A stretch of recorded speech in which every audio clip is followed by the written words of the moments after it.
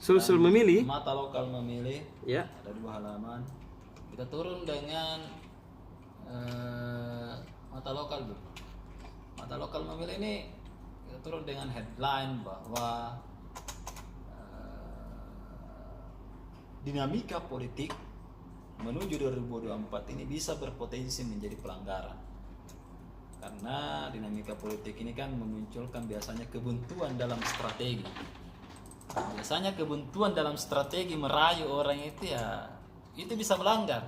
Iya. Apakah memainkan politik identitas? Misalnya Pais maju di Makassar, jangan kau pilih Pais, orang baru itu. Iya. Nggak boleh kalau begitu. Sepada kok.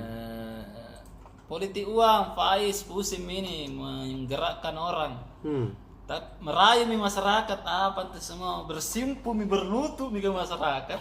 Tidak ada juga yang pilih, maka dia melakukan politik uang. Salah juga itu dijaga kok Faiz. Kalau kamu mau jadi anggota DPRD Makassar, tidak boleh politik uang, politik identitas, sara, suku, agama, ras. Itu tidak boleh. Kemudian melakukan manipulasi di penyelenggara. Nah, itu juga tidak boleh, Faiz. Ya, ingat ya, Faiz ya. Kalau kamu mau jadi anggota DPR, tidak boleh kau lakukan itu. Harus jadi baik-baik. Harus kau baik-baik. Kemudian yang lain juga yang tidak boleh kita saya cek dulu lagi ya.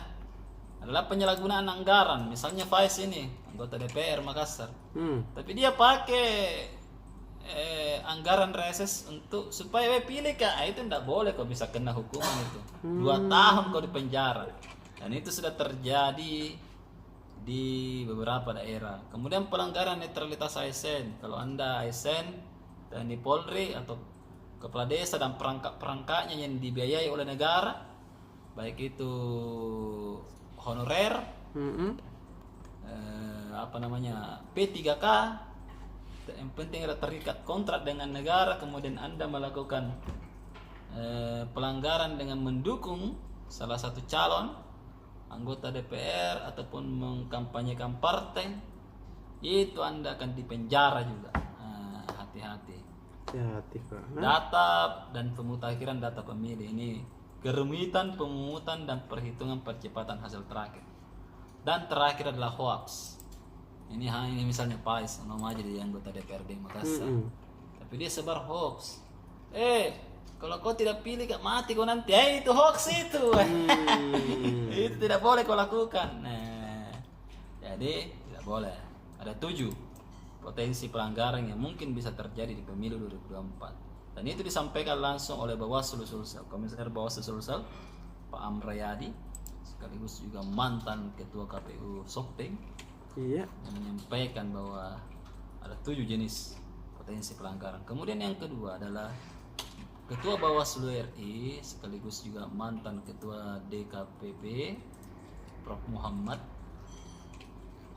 menyampaikan bahwa mengajak masyarakat untuk bersama-sama memberantas perilaku curang. Perilaku curang itu apa sih? Seperti itu tadi, yang ada 7 jenis pelanggaran itu bisa salah satu yang masuk. Tapi staf pengajar politik UNAS ini meminta kepada masyarakat untuk tidak tertarik dengan politik uang. Karena apalah gunanya uang 200 ribunya Pais kita terima untuk kepentingan 5 tahun. Itu misalnya ya, anggaplah Faiz sudah terpilih, sudah mau dikasih 200 ribu per orang. Setelah itu kau minta bantuan ke Faiz, nah bilang Faiz, tolong sudah mau kuku bayar. Seperti itu. Yang tidak boleh, jadi masyarakat itu tidak boleh memilih karena ada faktor uang. Politik uang itu bukan rezeki. Ingat itu, politik uang itu bukan rezeki. Ada kan bilang orang rezekiku ini dapat uang dari caleg, atau timnya capres, itu tidak boleh. Jadi Prof. Muhammad meminta supaya uang itu dijadikan sebagai barang bukti kemudian dilaporkan.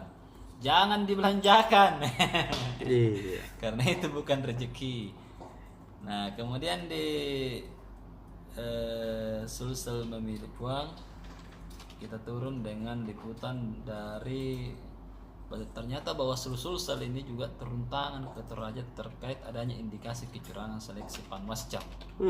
Jadi setelah melakukan berbagai penelitian, kemudian penelusuran ulang, ternyata ada kesalahan staf dalam menginput. Nah, Dede. jadi itu murni, katanya sih murni kesalahan staf.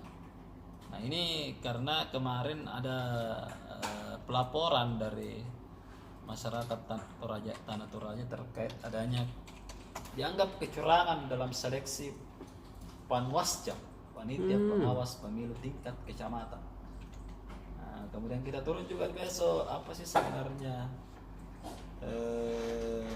kewenangan dari Panwascam ini.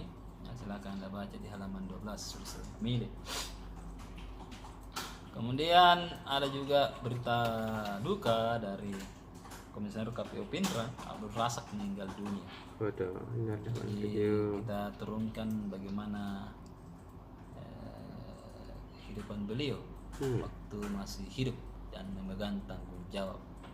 Jadi kita dapat informasi bahwa beliau ini bertanggung jawab dan tekun bekerja. Tahu. Semoga husnul khotimah dan diterima. Min. Kemudian GMNI UKI Toraja sosialisasi pengawasan pemilu. Jadi bukan cuman masyarakat ataupun penyelenggara melakukan sosialisasi, mahasiswa juga melakukan sosialisasi untuk pemilu. Jadi kemudian ada juga Bupati Luwu Utara yang turun tangan terkait penataan agraria soal lahan ex HGU Seko. Ini beberapa tahun belakangan sempat beberapa kali kita lihat ada berita konflik dari sana. Nah, berita yang menghebohkan untuk besok adalah seks bebas berujung 53 warga Maros meninggal dunia. Dede, ngapa Min tuh deh? Jadi Kepala Dinas Kesehatan menemukan bahwa dari 2010 hingga sekarang sudah ada 53 warga Maros yang meninggal dunia karena seks bebas. Ayan. Seks bebas ini berujung pada HIV/AIDS. Jadi ini salah satu penyakit yang belum ditemukan obatnya hingga saat ini. Jadi ada sebuah virus namanya virus HIV. Virus ini menyerang sistem kekebalan tubuh. Jadi memang prosesnya lama, tapi proses ini membuat orang menderita sehingga dalam kurang beberapa tahun setelah terjangkit atau terserang virus HIV, maka dia akan mengalami penurunan kondisi kesehatan, penurunan kekebalan tubuh, sakit-sakit sedikit langsung sakit, langsung kena sedikit misalnya flu langsung sakit berat. Nah, itu yang menyebabkan kematian karena biasanya ujungnya itu adalah komplikasi. Nah, jadi pesannya ya jangan melakukan seks bebas dan Iya. ya, apalagi yang biasa menggunakan narkoba, jangan. Jadi besok kita turun juga apa sih sebenarnya efek dari seks bebas. Ada dua, ada fisik dan mental. Biasanya orang yang sering melakukan seks bebas itu dia cenderung tidak terkontrol. Iya. Jadi ada nama penyakitnya itu, saya bacakan sedikit. Obsessive Compulsive Disorder atau OCD. Nah, jadi ini biasanya orang yang terkena OCD itu tidak bisa mengontrol emosinya. Kemudian depresi, gangguan kecemasan dan perasaan bersalah. Orang yang biasanya sering melakukan seks bebas itu pasti selalu merasa bersalah. Jadi Pais jangko ya. Iya. Yang kona? Yang kona. Nah, kemudian ada juga beberapa penyakit fisik seperti sifilis, chlamydia, gonore, dan terakhir tentunya adalah human Immunodeficiency virus Aman dalam satu atau paruh HIV. yang khusus. Aman ini. Eh, Aman dalam dua. apalagi kampus kita turun dengan silakan baca saja kampus biasanya. Iya, Dik. Ada yang seru Iya. dari Umi. Nah, ada anak rektor. Nah, silakan baca.